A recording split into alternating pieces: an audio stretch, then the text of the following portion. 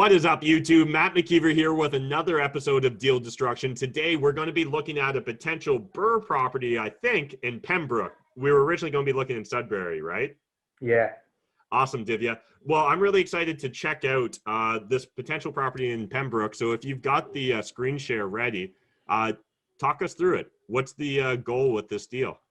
Yeah, so I just, before I didn't have the inside pictures, and now I have the inside pictures, and there may be a chance about BRRRR, but still I'm a bit confused about about the renting after renovating the property and pulling out the cash and the positive cash flow from the property.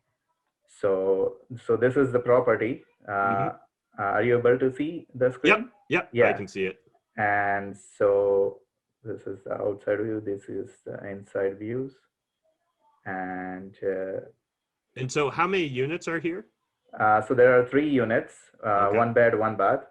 And in this kitchen, we can see the ceilings look like maybe needed to be replaced or something. Yeah. Maybe there are chances of renovating the kitchen cabinets and that stuff. Look, in the washroom, look like maybe vanity replacement and some cosmetic updates. Flooring looks okay. And yeah, so this guy is asking 255. Initially, I started around, based on my calculation, around 210, 220. Then he said I have buyers that are ready for 255, and I don't want to sell if I will not get 255, and I will keep it, but at least I need 255. So I have a calculation here. Yeah, let's check it out. So it has some, I think, 700 or 750 kind each, of each. Yeah. So based on the seller's data, the monthly rent is 2050, and the taxes are 267, insurance 167, electricity and heat and the gas is paid by the tenants. Yep. Water 233, maintenance. Just an FYI, it looks like your spreadsheet's not actually calculating the water cost, eh? It's not in column H. Yeah, but I just put it manually. Yeah, but then it's not in your annual numbers, right? Just as a FYI. Yeah, got it. Yeah, right. Yeah, so I'm missing that one. So probably should get this into 12. Oh yeah. So yeah, thanks for for the correction. Yeah. So now the maintenance I am calculating at 5%, management 5%, vacancy 5%. The vacancy rate over there, I think, is 3.5 or 4 based on the OREA website. But there is also remark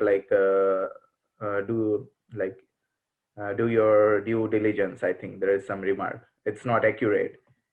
Yeah. So, especially Pembroke's not a really big market, so in smaller markets, data can get skewed a bit. Yeah. And now based on the asking price, 255. Yep. And based on the rent, the positive cash flow is only 2.75. But I'm in talk with realtor, and she said probably at least maybe we can expect right now lots of rental demand is there, and maybe at least we can get around 800, 850. So okay, so a few thoughts there. So that doesn't sound unreasonable to me, but I don't know Pembroke very well. So one thing I will just caution you, depending upon how well you know and trust this realtor, realtors often will say lots of things, especially if we don't have a strong relationship with them. So one thing I would encourage you to do is I would do a bit of my own due diligence on the rents. And if you want, you know, Casey Wong has talked about it on my YouTube channel in the past. You could post ghost ads. So you could literally put 1 bedroom, 1 bath for rent in Pembroke.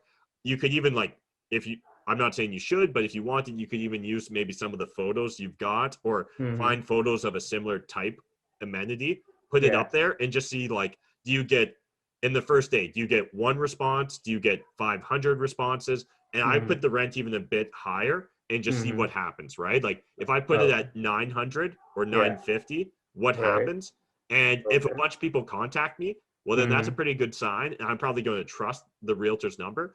And then obviously as well, look at like website, rent aggregator websites like PadMapper, or there's a couple other ones where essentially it'll show you a nice map and you can kind of get dialed in on what fair market rents might be in your specific market. Right. Yeah, I have research about that, and maybe at least on a lower point of view, I can at least expect around 800. Okay. So good.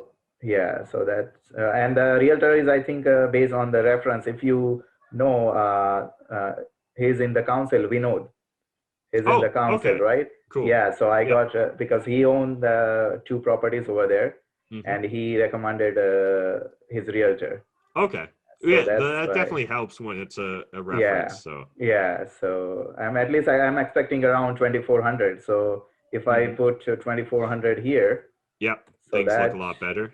Yeah, so that is going to give me $300. So now I want to know if I will renovate a property, and based on the seller, like he said, like there is no need of any kind of renovation, but based on the picture, we can see if we can replace the ceilings and we can do some cosmetic renovation in the kitchen. At least a lot of cosmetic work. Yeah, so that will increase the value, but I'm not sure if it's gonna justify the monthly cash flow. Yeah, so a couple things. I would get my realtor to pull all the recent sales in Pembroke for triplexes, and I just want to see, what do I think, what would this place look or sell for fixed up if I got that $2,400 a month in gross rents? What does that look like? One other thing that I'm just going to say is, it sounds like, are we dealing with, like, are you talking to the seller directly? Do I have that correct? Yes. Okay, awesome. So one other thing I'd want to explore if I was in your shoes is there any opportunity for me to get 1 or 2 of the units vacant, right? So like, if I could get 1 or 2 units vacant, that would make a deal like this a lot more attractive to me, because then I know I can go in almost day 1 and at least renovate 1 or 2 of the units, get the rents up just a little bit more. And that's going to make the deal a lot more enticing, because I'll be able to BRRRR faster, because the quicker I get those units turned over, faster my property is going to increase in value.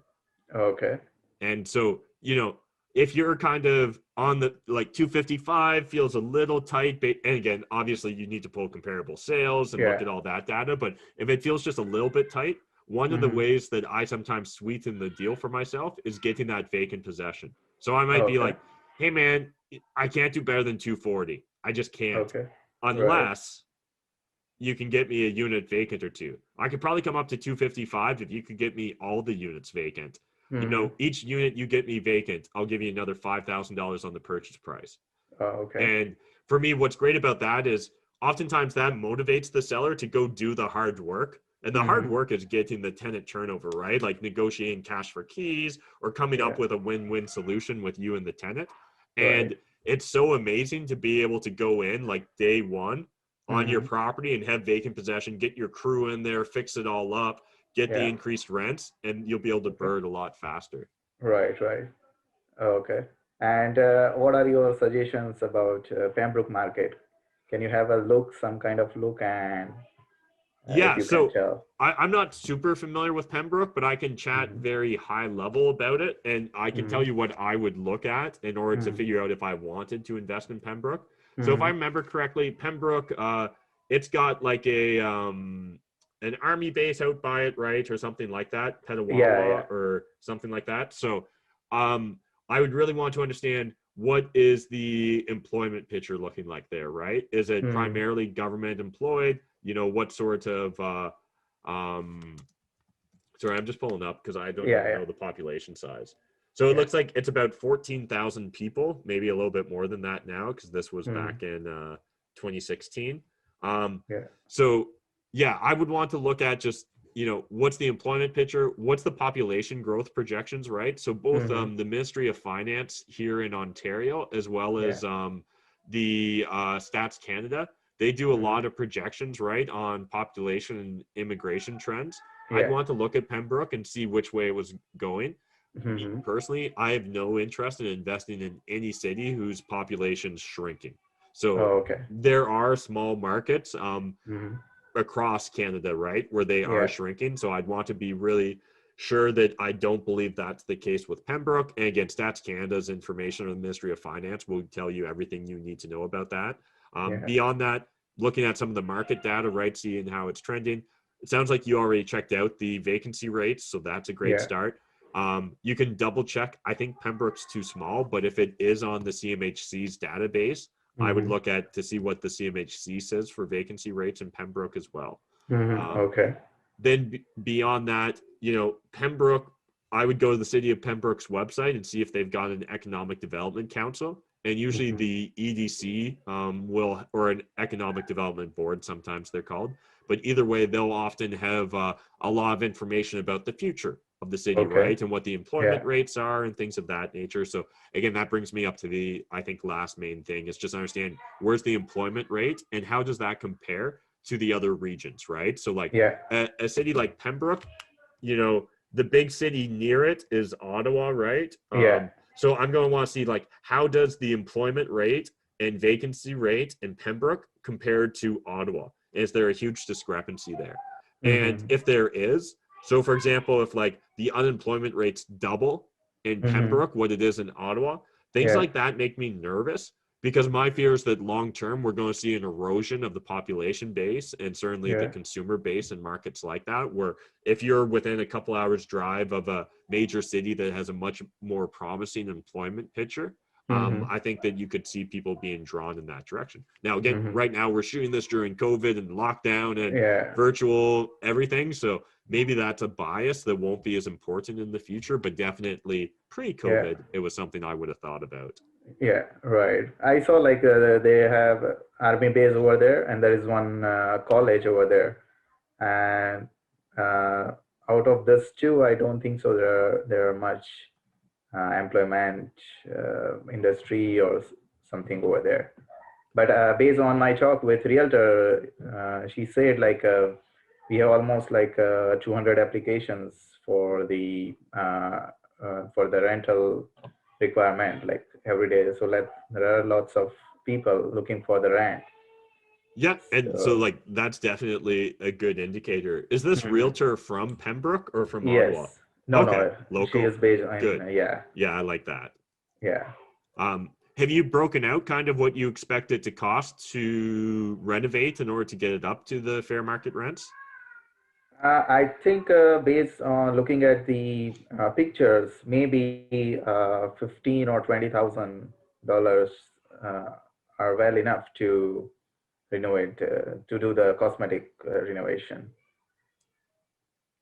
Total or per unit? Total. Okay, and that's essentially just going to be kind of painting everything and leaving pretty much everything else alone? Yes. Okay. Yep, that seems reasonable on the surface. Obviously, if you get more serious about it, I'd want to just refine that calculation a bit, right? So you could look at maybe if your realtor has a couple contractor connections up there, maybe they can give you a ballpark quote. And again, even if it's a non-binding quote, it can at least be a good indicator of what you can expect to spend. Oh, okay. Right. And what do you think like about the cap rate and DCR? What are the good numbers that we can rely on? Sure. And these are always relative, right? So DCR is more going to be a factor of if you're trying to really lever up and buy a lot of properties, right? So you could talk to your individual lenders and find out what's the common DCRs they want to see your property fall within in order to keep giving you more mortgages. As far as cap rate, well, first things first, I'd want to look and see what's the market cap rate like in Pembroke. A 6.46 in a market like Pembroke doesn't sound great to me.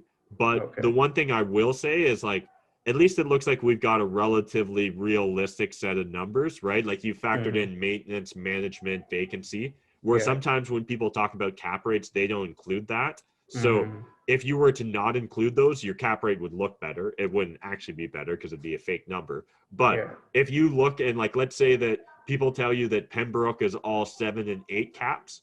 Well, Mm-hmm. the first thing I'd look at after that is like, are they 7 and 8 caps after maintenance and management, or is that before it? Because Yeah. again, I just want to make sure I'm comparing apples to apples in that regards. Yeah. Like to me, what I'm more focused on, like I never really look at cap rates or DCR. What I'm focused on is what's my business model, what's my investment philosophy or strategy, and then Mm-hmm. does this property align with that? Mm-hmm. And so usually, again, I will have certain ballpark rules of thumb, right? So one of the Yeah. rules of thumb I love is the 1% rule. So Mm-hmm. this property, we're not at the 1% rule, but we're not that far off from it either, especially because you've got your tenants Mm-hmm. paying utilities, right? So Yeah. because they're paying all their utilities, sometimes we call what, like, instead of the 1% rule, we call it the 0.8 rule if the tenants are paying their own utilities. So in that Mm-hmm. case, if I assume that you buy it for 255,000 and Yeah. then you're going to spend another 20,000 in renovation, so you're 275 all in. My Yeah. goal ideally then would be to get 0.008 per month Mm-hmm. in gross rents. So that means Okay. for a property like this, I would want the gross rents to be at least 2,200. So Okay. if we're looking at 2,400, this Yeah. all feels right to me Mm-hmm. overall, as long as Okay. one, your numbers are right, and two, Yeah. this fits within the local averages, right? So like Mm-hmm. again, the smaller the market, the shittier the market, usually the better the numbers are going to look on paper, but then we're going Yeah. to have trade-offs such as like either high vacancy rates or bad Mm-hmm. tenant profiles, or we're never going to get appreciation. So those are other factors that you need to be aware of. But assuming that your numbers fit within the averages in Pembroke, on the Yeah. surface, it looks decent to me. I think that once you generate that tenant turnover, you'll be able to generate some rents, like some Mm-hmm.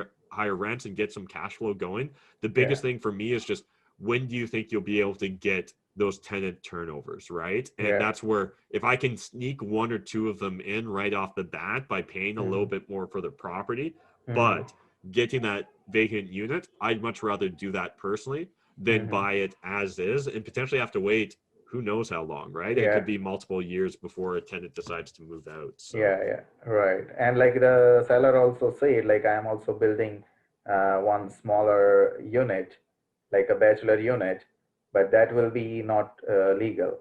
And you can rent out that one for $500 to get an extra cash. But I'm not sure how it's gonna impact if some, in case of some tenant issue, if he's not going to vacant. So yeah, that's definitely a very personal yeah. decision, right? So it Mm-hmm. really comes down to what you want to do. A few things that I will just say in general for any audience members at Mm-hmm. home. If you decide to rent out a unit that's not legal, Mm-hmm. definitely still contact your insurance company and make sure that they're okay with that, right? Yeah. I know, like in the past, like some insurance companies, you don't have to conform to bylaws as long as you're conforming to building code, but like just Mm-hmm. make sure you really understand what the rules are there so that you're not Mm-hmm. exposing yourself to any undue risk. And Mm-hmm. then beyond that, understand that even if it makes it nicer today, when you go to resell it, a lot of Mm-hmm. people won't pay you extra for the illegal unit, and that's becoming more and more true as time goes on. So when Mm-hmm. I originally started back in 2010, I feel like that was it was already kind of dying off, illegal units and making extra money from doing that, just because cities, municipalities, they're getting smarter, they're cracking Mm-hmm. down, they care more about this, neighbors report you more, all that stuff. Mm-hmm. Like back in the 80s and 90s, I think it was far more common and people didn't care.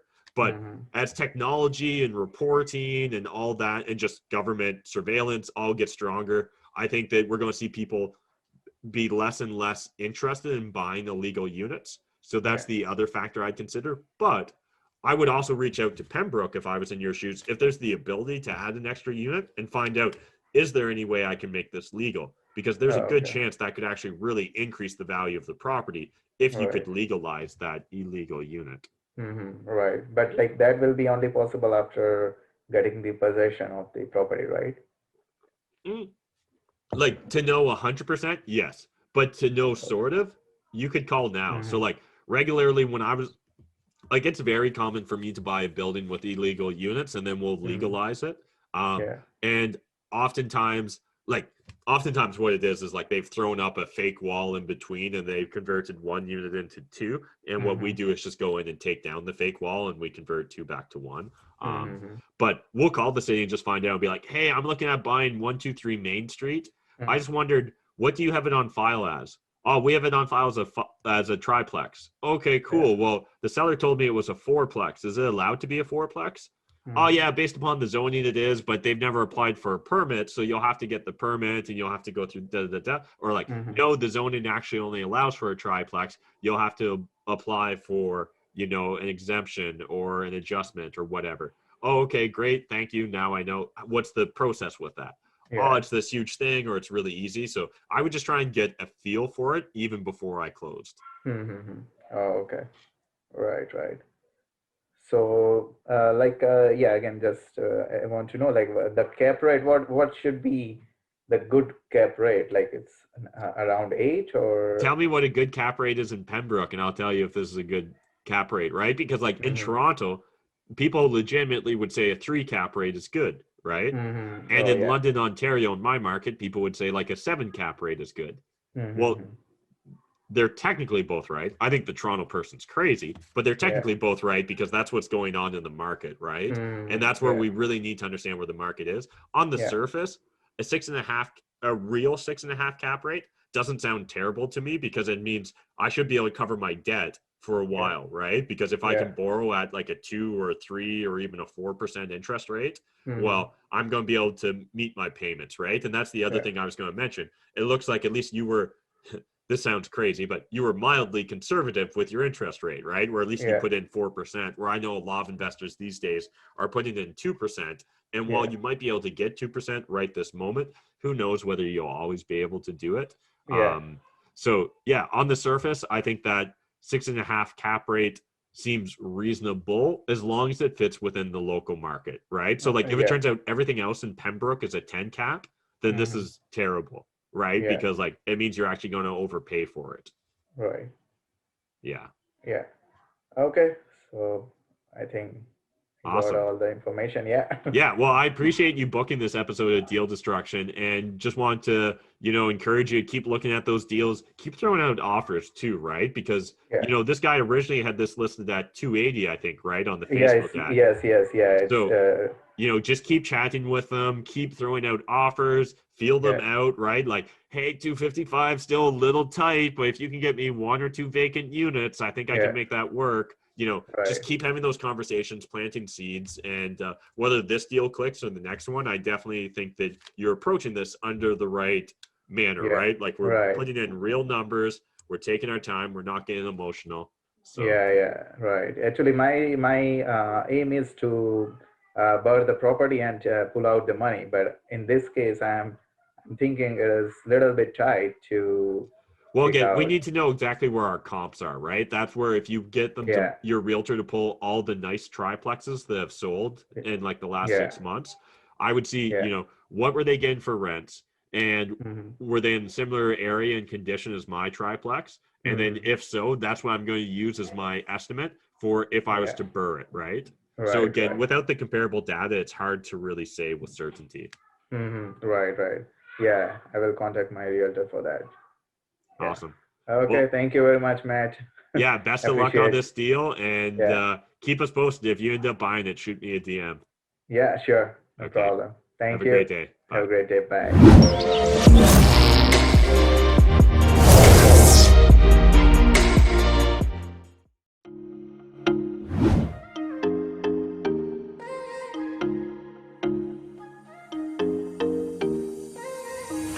What are you saying? Not the time or the place, baby, it's not right.